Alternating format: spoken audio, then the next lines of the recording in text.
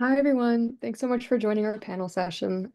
We're gonna give everyone a couple minutes to join and come in from the Zoom waiting room, and then we'll probably kick it off at around, 12:02 since we do have a pretty packed webinar today.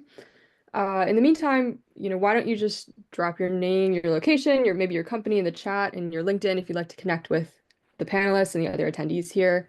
And, throughout the webinar, if you have any questions you'd like to ask the panelists, please drop them in the Q&A. That way we can see them and it doesn't get mixed in with the other content in the chat.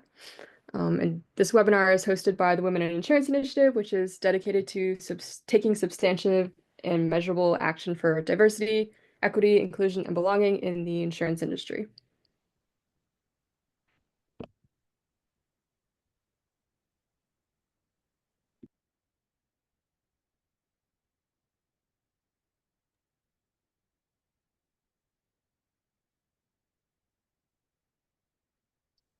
Awesome. So I think we're going to get started in one more minute. We see a lot of people trickling in.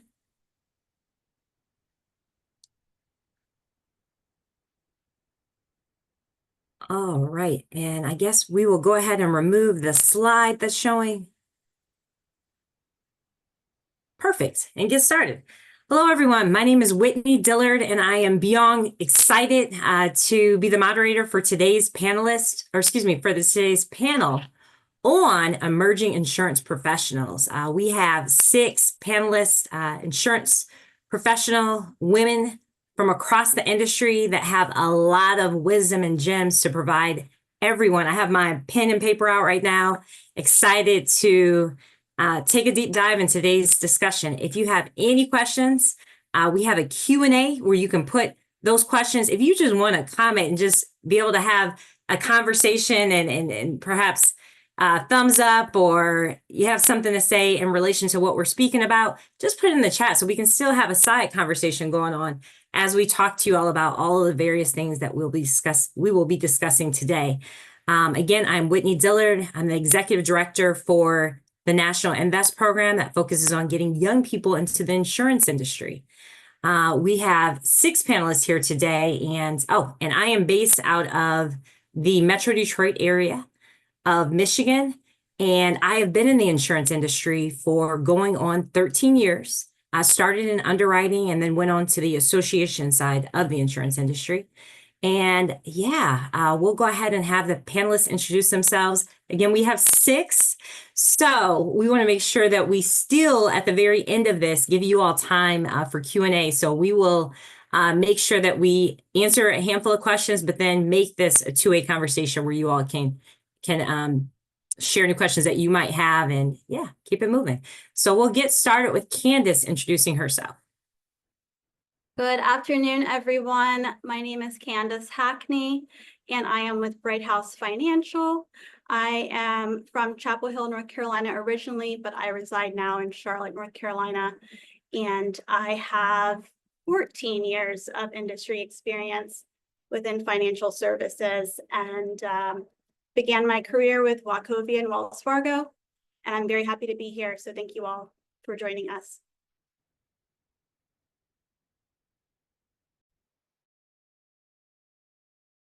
And then we'll move on to Elle. Sorry about that. Hi, everyone. My name is Elle Steele. I work as a casualty claims adjuster for Germania Insurance. I've been employed just over 5 years now as an in-office employee located in Brenham, Texas. I began my career in insurance as a customer service representative, taking calls for the claims department. Fabulous. And we'll move on to Josie. Hi, everyone. So I'm Josephine Thomas. I'm up here in Denton, Texas. I work for Germania Insurance also, same as Elle, but in a different department. I'm on the learning and development team as a creative specialist. I've been in the industry for about 4 years. I started out as a contractor in the communications department for Mercury Insurance, and from there moved on to being email marketing, and now I'm a creative specialist for Germania. Fabulous. And Katie. Hello, everyone. Katie Curry, or Ekaterina Curry, but I go by Katie. And you can hear my accent. I'm originally from Bulgaria, but have been here many years now. I work with millennial specialty insurance, and I am an operations leader. I lead the contact center, I lead agency and quality and process improvement. And I'm actually relatively new to the insurance world. I spent 25 years working in financial services, working in many different roles. And then I transferred my skills and a couple years ago joined the insurance world. And I've loved it ever since. Based in New Jersey. Lovely. Thank you, Katie. And Sharanya. Hi everyone, I'm Sharanya. I have 1 year of experience and I work at Charlie AI as a business analyst. I live and work in Cupertino, California, and I've been here my whole life. And I'm excited to get to know you all. Yes. And last but certainly not least, Sylvia. Hello, everyone. My name is Sylvia. I am originally from Bogota, Colombia, but I am now in New York City. And we're experiencing some tropical storm weather over here. So anyone at East Coast is probably feeling it. I've been in or maybe I was in the insurance industry for about 7 years. I recently switched over to the financial industry. So I'm a VP at JP Morgan Chase, and I'm excited to share sort of the switch that I did, kind of like Katie, but the other way around. Lovely. Well, thank you all for introducing yourself, and we're going to just dive right in. So the first question we will pose to Elle. I don't know about you all, but I think a lot of us didn't necessarily think we were going to be going into the insurance industry when we graduated from college or when we finished high school, but we kind of stumbled across it. So, Elle, the first question is, what's one misconception you had about working in the insurance industry, and how has your experience altered that perspective? So a misconception people have about the industry exists that we're here just to sell coverage and focus on obtaining as much money as we can. But my experience here has shown that the insurance industry exists to help people protect their assets and assist those people should they experience loss in relation to those assets. Certainly. And then Sharanya, is there anything else you'd like to say as it pertains to what working in the insurance industry has taught you rather than what you thought initially? Yeah, I think that when I started, I thought that it was much more straightforward than I do now and didn't grasp the complexity of the many factors that can influence insurance and how scary that can be, because especially with property and casualty, which is crucial for everyday life, and just I think I've realized over time the need for predictability in insurance, both with respect to the insured and the insurers. Most certainly.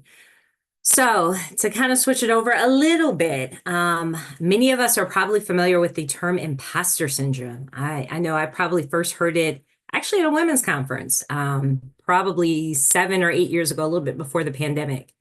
And oftentimes we find ourselves in that whole realm of imposter syndrome one way or another. So Josie is going to talk a little bit about imposter syndrome and how she has gone about combating that when it happens.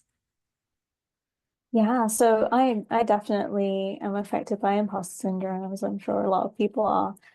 It's in my particular career, I think I'm expected to be very technically minded and very talented, and there's days where I doubt that. And I'd say there are many ways to deal with it, but there are two main ways that really help. The first is to challenge it. So you've got all these negative thoughts in your head and you're thinking, oh, I'm not good at this, or why am I here, or whatever. Your job right now is to challenge how you can think positively, right? So you're thinking, someone at some point believed in me, believed that I could do this job, believed that I deserved to be in this position. And I'm sorry, I'm losing my train of thought. And I'm talented enough to be here. So challenge those thoughts. Think about how the negative thoughts, they're not really necessary, and they're only going to do bad things. The other way is to build a network. And I know you're going to hear a lot, especially when you're first entering the industry, of build a network. That's not the kind of network I'm talking about. I'm talking about like a support system. So whether it's your leadership, whether it's your co-workers, have a network of people that you can go to for honest feedback. So if you're thinking, I did terribly on something, you might find you go to your co-workers and they'll think, you did amazing at that. So just talking to people, having that network that you can lean on, those are the two ways that I would really combat imposter syndrome. And for those that haven't heard the term before, imposter syndrome means exactly what Josie was first saying. It's when you feel like you do not belong. How did they decide to give me this job? Do they really think I'm qualified? I don't feel like I'm qualified enough. So just to talk a drop more about that, I believe all of the ladies on the panel today have heard of imposter syndrome, we've all had to combat it in some kind of way. So let's drill into that a little bit more. What are some other things that you have done to kind of challenge those thoughts when they creep up? Anybody can kind of jump in and say something. I think you should just channel your inner Rihanna and fake it till you make it. Yes. I feel like, with everything Josie said and just realizing that honestly, most people are faking it. And I can actually tell you a specific moment where this happened. Very earlier in my career, I went to a meeting with a colleague of mine who had been in the industry for over 35 years.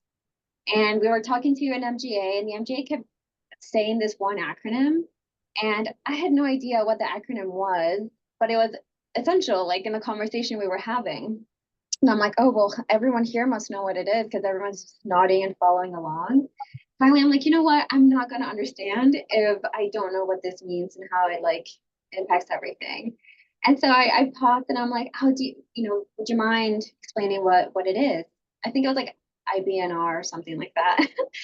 And so they explained it and we kept going with the meeting. After that meeting, when my colleague and I were talking about it afterwards, he's like, I am so glad that you asked because I had no idea what it was.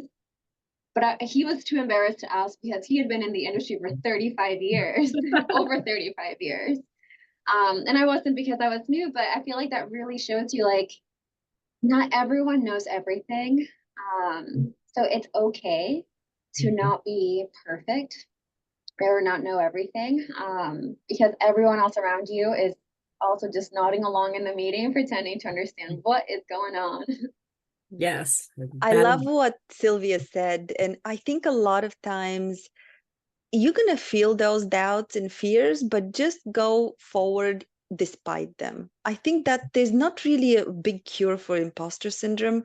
We just, afflicted with it once in a while, and, some of us more than once in a while. But as long as we don't let it paralyze us and stop us from taking opportunities and trying new things and projects, then it kind of fades in the background. Oh, yes. One thing that my mentor once told me, and actually I have a few mentors, but one of my handful of mentors who I adore, actually her birthday was yesterday, Margaret Spence. If you've ever had a chance to connect with her, she is an amazing gem. She's been in the industry for 40 plus years.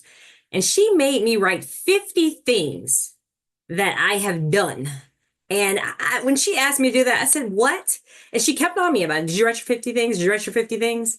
And I appreciate her doing that because, again, being in the industry for 13 years, you start to forget and you have to go back and look and see some of the things that you've done. Even in taking on my current position with Invest, there were things that I did prior to the insurance industry that I forgot, like, oh, yeah, this is kind of relevant to my current role. Maybe I should actually tell people that I did this too. So I challenge you all, maybe not 50, but 20, write 20 things that that you've accomplished, that are strengths that you bring to the table. And it'll kind of you might keep the list at your table or at your desk or somewhere, but just when you need to be reminded that, yes, you belong, you've earned your stripes, and there's a reason why they chose you for that position. So thank you all for chiming into that. I felt like we had to talk a little bit more about that one because there are webinars, 2-hour webinars that just focus on imposter syndrome. So thank you all for chiming a little bit further on that. So Sylvia, going back on over to you. What's some advice you would offer for navigating challenges specifically related to women or people of color or those that are younger in the industry? So those that are underrepresented, we know that women are underrepresented in our industry. We know that people of color are, and we know that younger people are a little underrepresented in the industry. So what is some advice that you would offer? Definitely. We are very much underrepresented. And that's okay because, I mean, it's not okay, like we should fix that. But for you coming in, it's going to be okay that there aren't people that look like you or have your background. So I think, one of my biggest pieces of advice is to find a champion. And there are so many people out there willing to be your champion. You just have to ask. And again, these people don't have to look like you, don't have to have the background that you do, because there may be few people that look like you and have your background. So just find someone that you really connect with, like you have similar values, and ask them to be your champion. And people on this call who are in the position to be a champion, do it. If you have someone that you really admire, be their champion, be the person who stands up for them, be the person who introduces them when they walk in the door by their skill set. Like, this is so and so, and she is really great at blank. That way people already know right away, like, oh, this is my go-to person for this because they're really skilled. Just doing that as a champion already puts that person in a much higher level than just walking in and saying, like, this is their name and that's it. People want to know, like, what value are they bringing to this room? And everyone brings value to a room. That's why they're in that room. So find a champion, be a champion, and not just be a champion to others, but be a champion to yourself.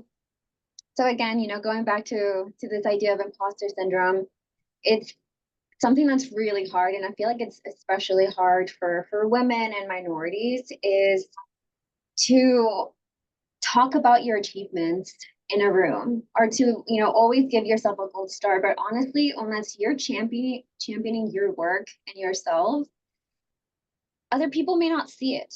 It's not because they don't want to, it's because everyone is, in their own little world and doing their own thing. So unless you speak up and say, like, hey, I did this great thing, people may not notice. So do that and you'll get ahead, and you might find more champions because, you're constantly telling people, like, I am someone worthy of being championed.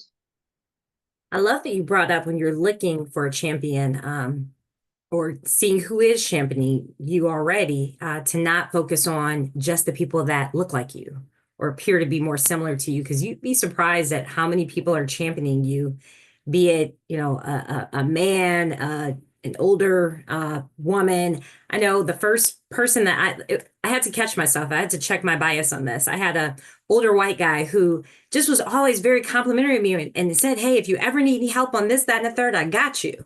And because I didn't really have older white men in my friendship circle in the industry, I kind of at first just thought, oh, that's so, thank you. That was very polite of you. But he has been consistent over the past 8 years. Hey, anything. So now I know he really is my champion. And the fact that I could have, the first couple of years that he said that, leaned in and actually took him at his word and helping me. And it took me a while to actually realize, no, he's serious. He's there to help. He appreciates the work that I'm bringing to the industry. So thank you, Sylvia, for bringing that up. So another question that we have for Katie and Candace, if you all can chime into, another thing Sylvia was talking about is, of course, the support network. When we even think about champions, they're part of our support network. So how have you found your support network and secured your seat at the table of sorts? Maybe I can kick us off, and I know Candice has a lot to say as well. So when I made the transition from financial services into insurance, I did not have a very big network in insurance, and I was kind of nervous because I didn't have a lot of people to ask. So the first thing I did is ask myself, well, who do I know from my school friends, whether it's high school friends or whether it's, college or graduate school friends, who do I know in my circle already who has insurance background or has had insurance background? And then I took kind of took a look at who I know, and I had a couple of virtual coffees with those people. And I said, I love this term virtual coffee because it's so much better than networking. It's just a quick 15-minute conversation. It could be video, it could be non-video, but talking to people about who should I know? Who are the influencers, in insurance, in my area of insurance? Who are the people I should be following on LinkedIn and, and outside on podcasts and other things? And so they gave me some ideas. And then what I started to do is I set it as a goal for myself. And I started connecting with people. And what I would do is send them a personal note and say, I've just entered the industry. I'm building my network. I'm an operations leader. I am a people first leader. And I would love to follow your work. And a lot of people accepted my invitations. And from some of these invitations, friendships have started and professional acquaintances. And now I feel like I have people that I can call upon when I have a question. And I'm also able to connect people who come to me.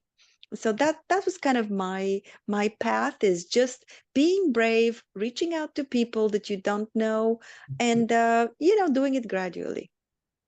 Love it. Thank you, Katie. Candace, yep.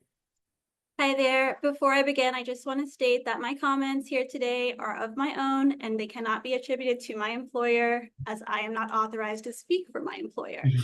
So with all that being said, I do enhance my professional network by maintaining relationships with colleagues and peers from my past and here that I work with presently.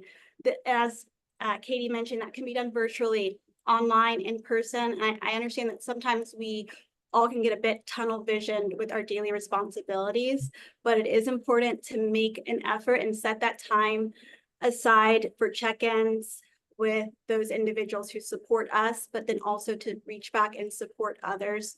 Those 15-minute conversations can really go a long way. As Katie mentioned, LinkedIn, professional conferences, workshops, and then also asking for referrals as far as who should I be speaking with, who might be a center of influence that can also help to support me in my Yeah. Thank you, Candace, for sharing that. What I just realized, and you all have to forgive us, we said this is a two-way conversation, and some of these questions that we're posing to the panelists, we forgot to actually make sure that you all are able to chime in on them, or even ask you all to chime in on them in the chat. So a couple of questions that we just posed as we get into our second part of our conversation. One was, how do you go about dealing with imposter syndrome? So I know we have 55 women on here, so we know that there's some other creative ideas that you all have about that. So if you're willing to put some of those ideas in the chat.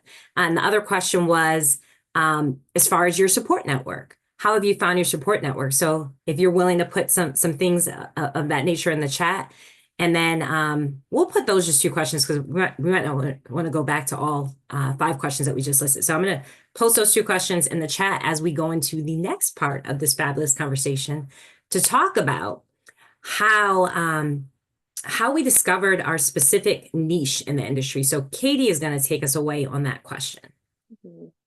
Thanks, Whitney. So for me, it was really an intersection between the skills that I have, the interest that I have, and then the business opportunities or the business needs. And so when I thought about transitioning into a new industry, and I was pretty nervous about that, I said, well, what do I bring to the table?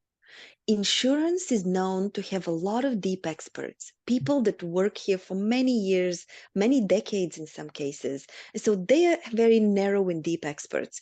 And that is wonderful, but there are not a lot of people coming from outside, from different industries, maybe with different skill sets, that have broad expertise and they can connect the dots. So as I thought about my skills, I said, well, I don't know insurance, but I know operations. I know certain things around low code automation. I know how to lead teams. I know how to, I know Lean Six Sigma and some of these basic, maybe not very glamorous, but really important tools and skills for execution. So I started with that. What's the skill set? And if you're young and you're just starting out in the industry, maybe you don't have a super strong skill set, but you're building it. So what is the skill set you are in the process of building? And that also, your skill set can become your brand. And if you think about, okay, well, I want to be in the claim space. What do you need to know? Who do you need to know? And start with that and keep building that kind of skill set and the brand. Then you look and you're looking on what are the opportunities, who is hiring, where is the business right now? Do we need people in claims? Do we need people in distribution? Do we need people in actuarial, in the actuarial part, in the investment side? The beauty of the insurance ecosystem, it's so vast that you will find a spot, and it's a great place to be because it actually is a very supportive community. I thought I was not going to find a supportive community, but I have been very surprised that it's been a great community. So just kind of to reiterate, look at your skill sets, at the skill set you have or the skill set you're bringing. Look at what you're interested in, what you don't mind doing for 8 hours a day, and then what are the needs, who is hiring, and then the mix of those three help you find out your niche. Yeah. So the three, repeat them one more time, Katie. What are those three things? One more time. Your skill set, your interest or passion, and then the business needs. Yes. Love it. Love it. Thank you for that. So Sylvia, what skills have you acquired in the insurance industry that you found that are able to be transferable and versatile across the industry, where you could several different roles that you were able to consider taking in the industry because of those skills? Definitely. There are many. I think, a lot of people definitely focus on the technical skills that can be transferable, and those are super valuable. Like learning how to properly use Excel, I think is a really good skill.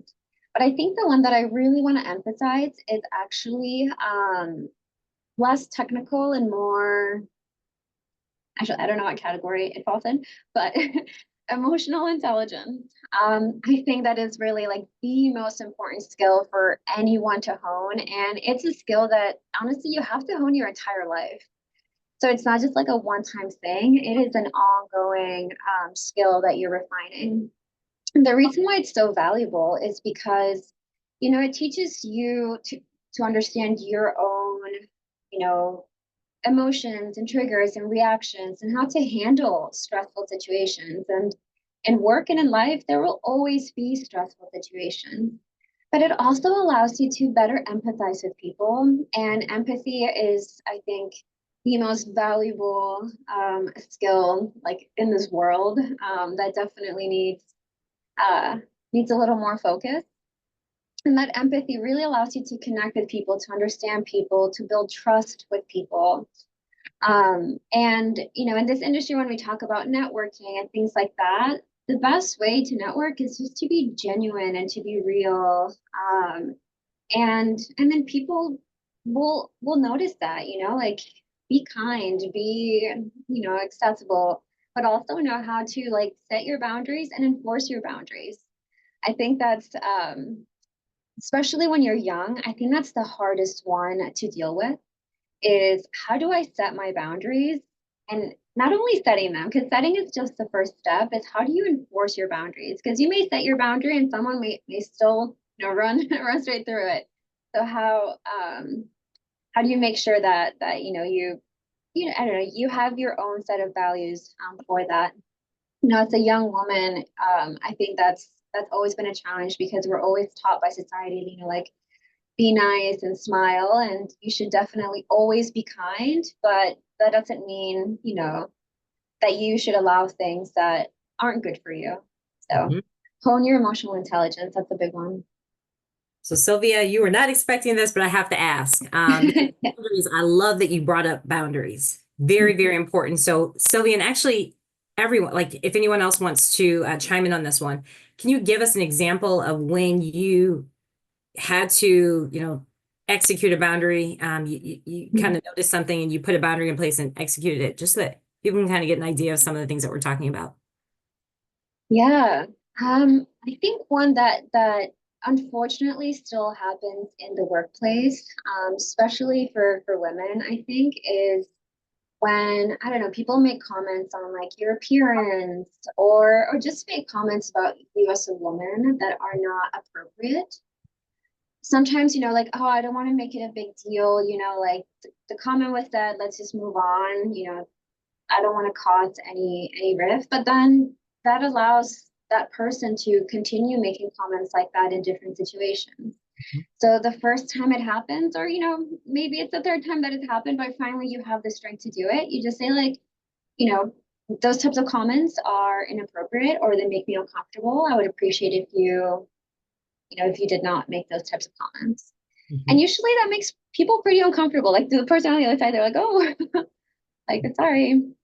And thankfully we're in a time where like those words actually mean more, you saying that makes me feel uncomfortable. So even though sometimes standing up for yourself may feel like, I'm shaking things up, I'm not like going with the flow, I'm being difficult. You know what? Be difficult if it's going to help your mental health. And it's going to help other women. It's going to help other people. It's not just about you, because this person is probably not making those comments just to you, but to other people. So again, be that champion. Another one, we're in this, our emails are on our phones kind of system. Like I almost wonder, like, what was it like working in the 90s? We didn't have email, like you had to call during office hours. We didn't have our phones attached at our hip. And I know like another example that I immediately think of is the after hour emails. Oh, those are so hard not to respond to because you see them.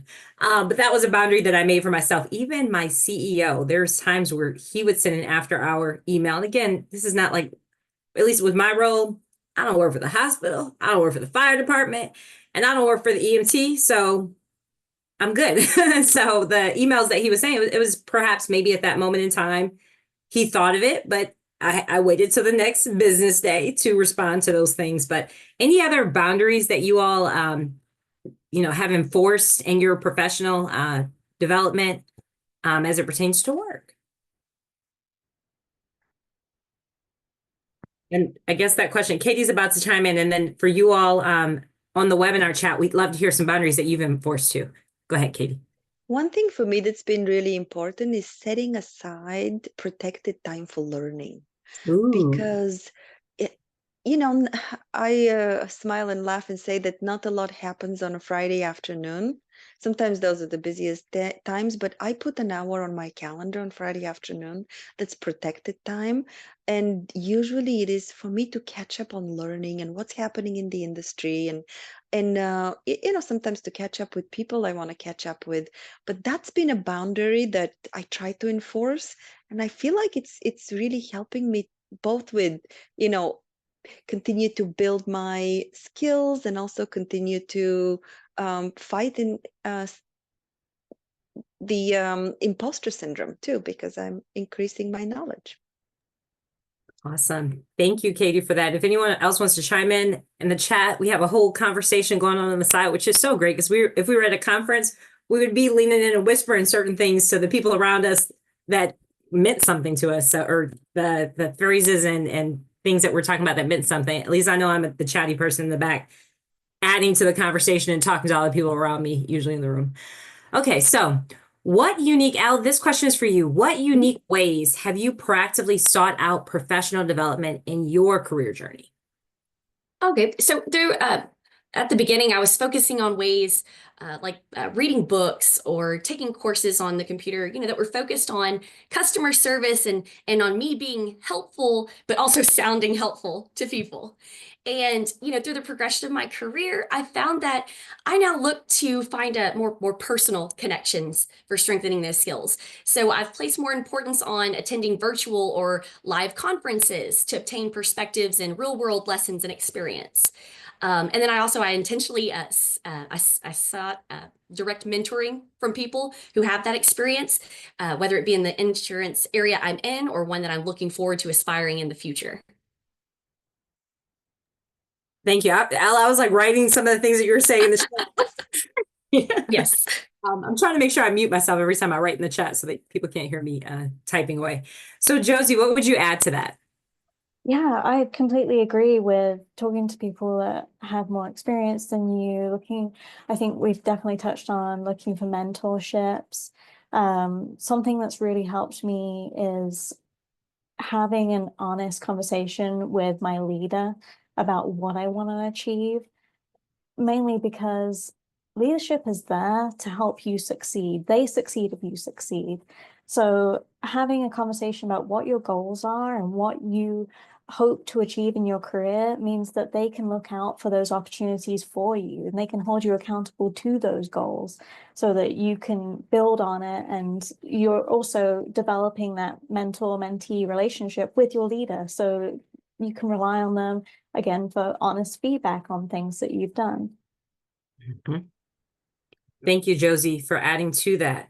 So Candace, one of the questions that we have was, and it kind of goes with even the boundaries piece. How do you handle the whole work-life balance piece? I don't know about you, but I work virtually. I know a lot of us are in hybrid models where we work from home some days, not all days, but I think just about everybody, well, I won't say that. I imagine most of us, at least one day a week, perhaps might have a at-home office that we work from. So yeah, how do you handle work-life balance and benefits you've experienced from maintaining that? Absolutely. So I would say, every now and again, I have to remind myself that I can't pour from an empty cup. So I take time away from my professional life to enjoy my personal life. I practice a lot of gratitude. I think about the mindset of I get to do something versus I have to do something. So it's an attitude shift. Whether that's maintaining a regular fitness program during the week or taking vacations throughout the year, having something for myself to look forward to creates excitement within me. So that's what helps keep me going. I also like to learn a lot of new things and take on new hobbies. So for me, at the start of the year, I really honed in on one of my personal goals to listen to more Audible. And that's been a huge game changer. So essentially, I choose 3 books for the quarter. And when I'm at home or driving, I put in a podcast or Audible, and that helps me. So I also ask my network for recommendations for books. Yesterday, I actually just added a new book to my cart called Exactly What to Say: The Magic Words of Influence and Impact by Phil Jones. I'm looking forward to starting that one this weekend. Ooh, you're gonna have to put that in the chat, that book. And Elle, if you can also chime in on that question as far as work-life balance. Mm-hmm. Sure. Candace had some awesome points there. Another angle is that there are just so many areas for employment in the insurance industry, and it allows you not only to have a great, healthy career, but also family life.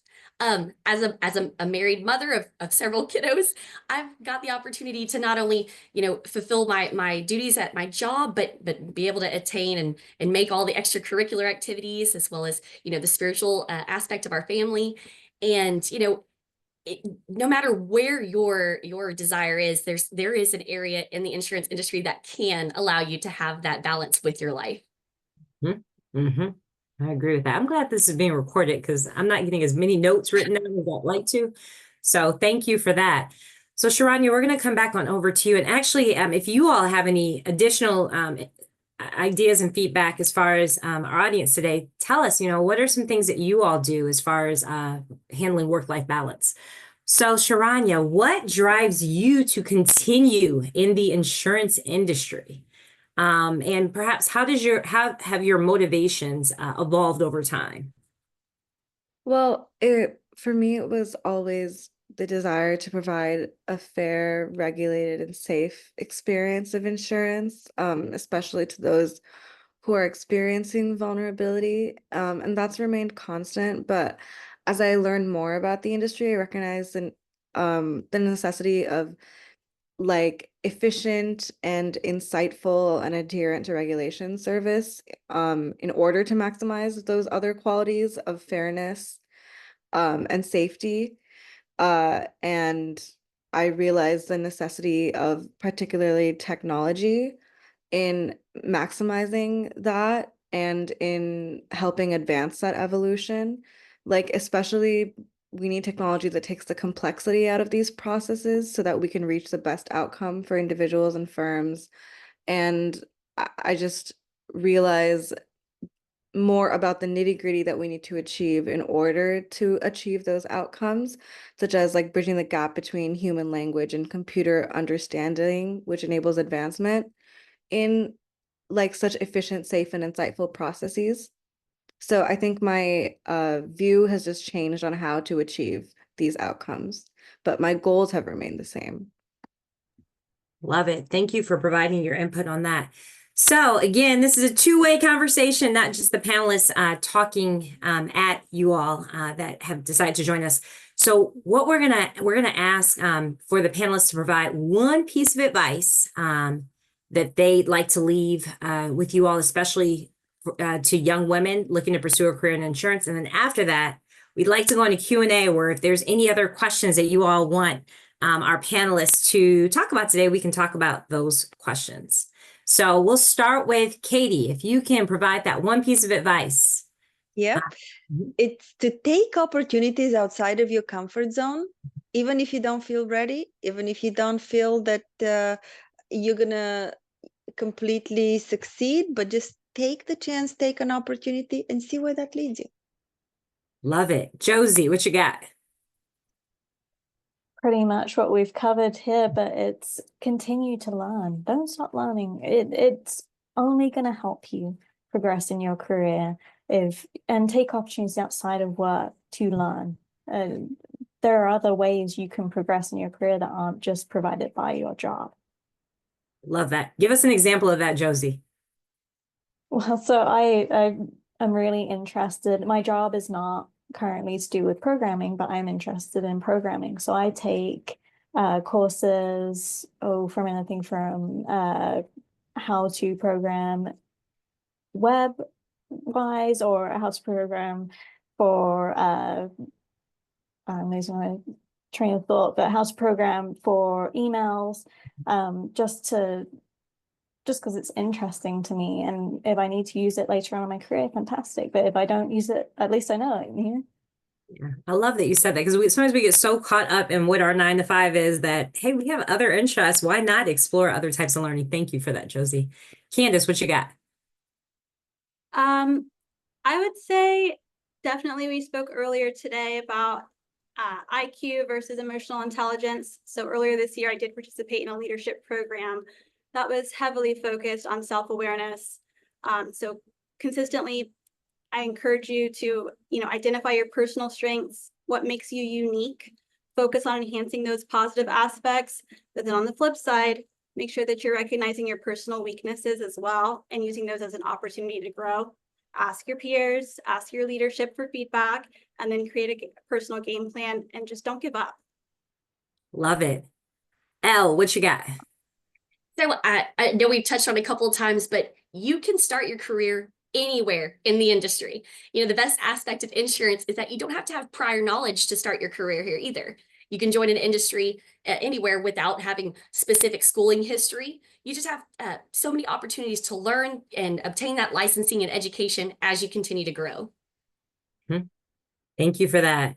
Sylvia, it's on you. Oh, we've said so many amazing things throughout this panel, so I won't repeat those. I'll just touch on maybe something that Sharonda did say, which is leverage technology to help you with your work.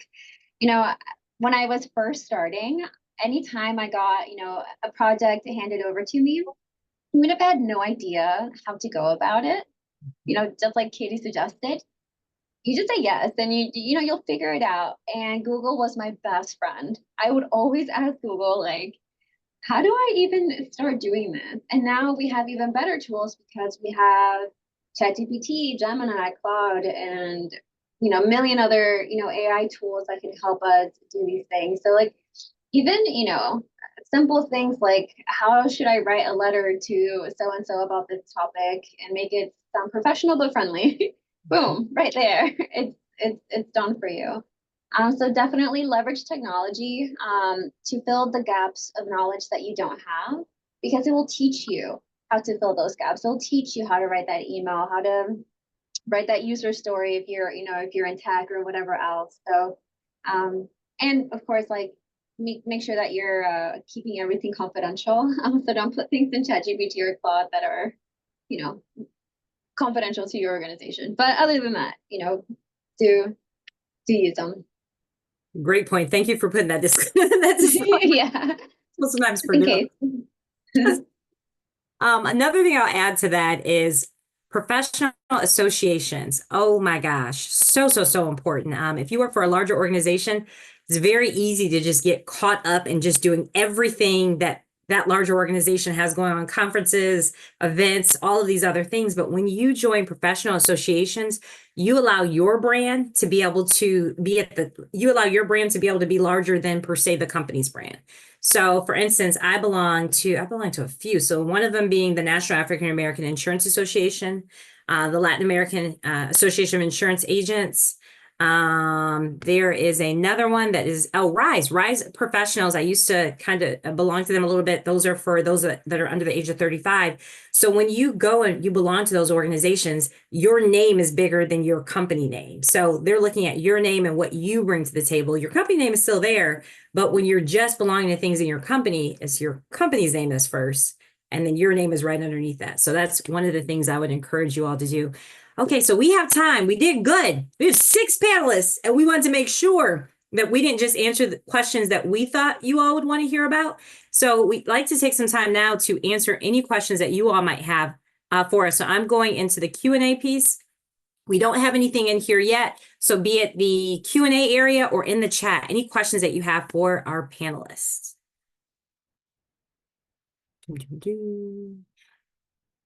And we're looking. And while we look for that, I have a question. A few of you all chimed in on books that you'd recommend or podcasts you'd recommend. If you have not chimed in yet, panelists, on books and podcasts, please share. And then you all as participants, please share any books or podcasts that you'd recommend. I'm thinking that we're going to be able to share this webinar chat without people's names. We can just share like some bullet points that people have shared, because there's a lot in here and I want to go back and read it. So, so Katie, I think you shared a podcast or a book. Anyone, Josie, a podcast or a book that you recommend people to check out?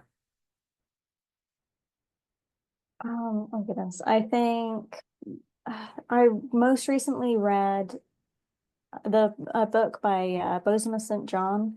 She's been I think a CEO at Netflix, and it's just, she's had a really illustrious career. It's really good book to read, just how much further she has. Mm-hmm. I like it. If you can put that in the chat. And then Sharanya, do you have a podcast or a book that you'd recommend? There's a great podcast on InsurTech that I recommend. They just interview they interview a lot of analysts actually, so it's very interesting. Yeah, I'll definitely put that in the chat. Beautiful. But it's just a little more like explanatory, so it's really good for people who have no idea about the field going in, like I didn't. Yeah, it was good for me. Love it. Elle, you have any books or podcasts?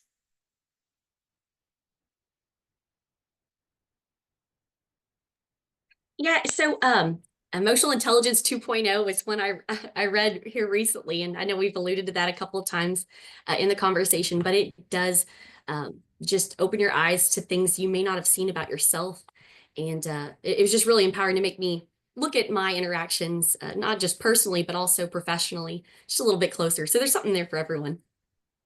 Awesome. And I have a thank you, Elle, for that. I believe everyone else has chimed in on a book or podcast as far as panelists. Did I miss anyone? Candace, I know you chimed in. Katie, Sylvia, you chimed in. So I think we grabbed everyone. Okay, so we have a question. The question is, and I think we all have some experience with this. How do you deal with burnout? My role requires a lot of brain power, and sometimes I just get burned out. I can't work my brain 7 hours each day for 5 days, 7+ hours each day for 5 days. So anybody want to tackle that one or get started in tackling it? I can get started. I think I I'll start with sort of something that Candace has already said is just make sure to have something to look forward to, like outside of work. So whether you're taking a class or exercising or doing something that is for you, that is separate from work. I personally like to do something that's physical. So like, dancing or a workout, like kickboxing, whatever else. I think that's really valuable because you're not in front of a screen, and you can kind of shut off your mind from like the high level processing and just focus on like the activity that you're doing. So for me, I think working out it's a really great way to do that. And then my second thing is going back to setting boundaries. And I know for some things it's a lot harder said than done. Your job is your job. So there's so far you can say like, oh, I don't want to do this project. But if your job really is burning you out, that's something that needs to be communicated, because that, like if you truly burn out, you're just not going to be able to be an effective team member. So it's, good not just for yourself, but for your organization and for your team if you speak up about the burnout and having too much work. And it's hard to do it, but it is extremely valuable as well. And one thing I wanted to build, sorry, Whitney, on what Sylvia said is when you're having that conversation of burnout, you want to talk about prioritization. You want to go back and work with your leader, your manager, and hopefully you have someone who you can trust and you can have a real conversation, and turn it around and ask them how to prioritize this. You're not able to do it all. You're getting burned out.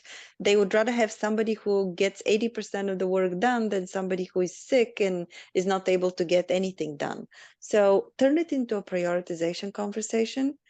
And then I find that on weekends, I need time in nature and time to do creative things. And those are the things that charge my battery. And without them, I can't show up on Monday the way I want to show up. So I try to find a little time for nature and a little time for creativity.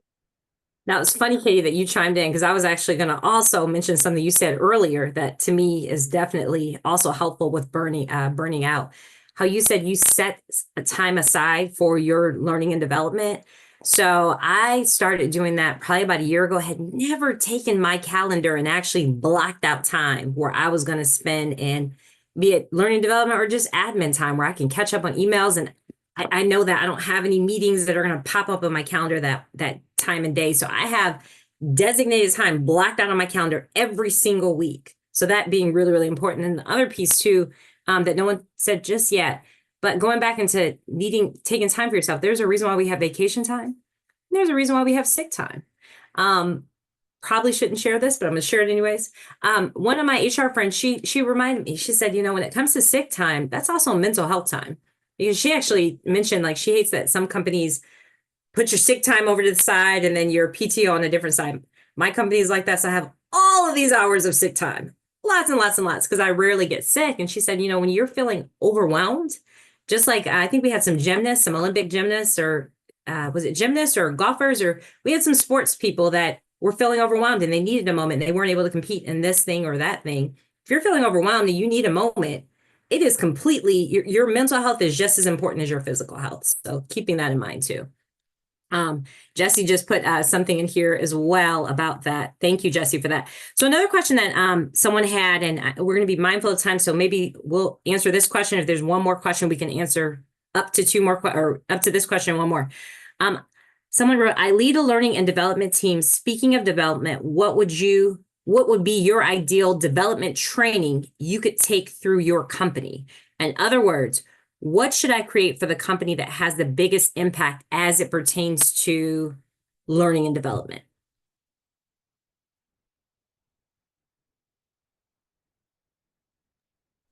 I might chime in here.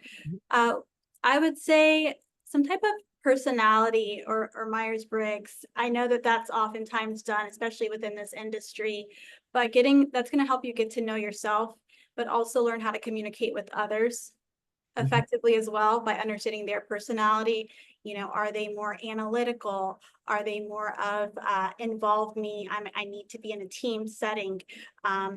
Perhaps they're a driver personality type, which is oftentimes how I get described.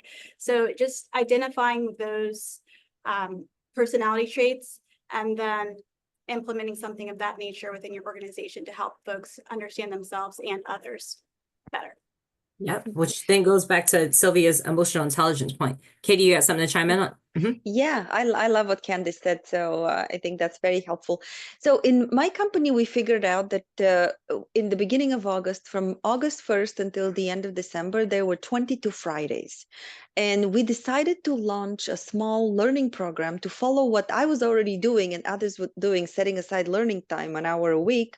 So we built a completely I think this is actually a free program which is offered through our company. It's just LinkedIn Learning, which many companies now offer for free. We just took 20 hours, 20 Fridays, 1 hour a week on everybody's calendar, and we created 4 different modules. One is a module around insurance knowledge. What do you need to know? It will depend there if you're, an underwriter, you're a claims adjuster, you're in distribution. So this is just the insurance knowledge. The second module is we curated and selected classes around what we call soft skills. They shouldn't be called soft skills because they're the hardest skills and maybe the most important, but those are around communication, dealing with difficult people, and in those type of things. The third module is around AI and emerging technology skills that we want our people to be aware of and to start getting proficient.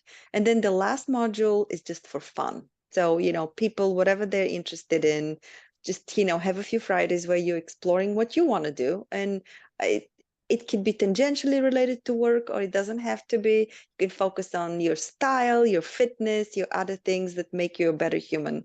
And that's what we're doing. And it's been a lot of fun. Katie, I want to come work for your company. Yes, link up with me. We're hiring. Yes. All right. Well, thank you all for taking the time out to connect with us today. If you'd like to get more involved with women in insurance, or learn more about the various networking and mentorship platforms they have, join us at the end of the quarter for a meeting on October 29th. I believe the Women in Insurance team are going to send you all the information on that. There's a link for it. So yeah, join us. I'm going to put the link in the chat, or maybe they put the link. I think they put the link in the chat. Great. Yes, it is there. So they'll also send you all through email, but thank you all for joining us. We appreciate your time. Thank you for adding to the conversation, and we look forward to seeing you all soon. Have a good one. Thank you.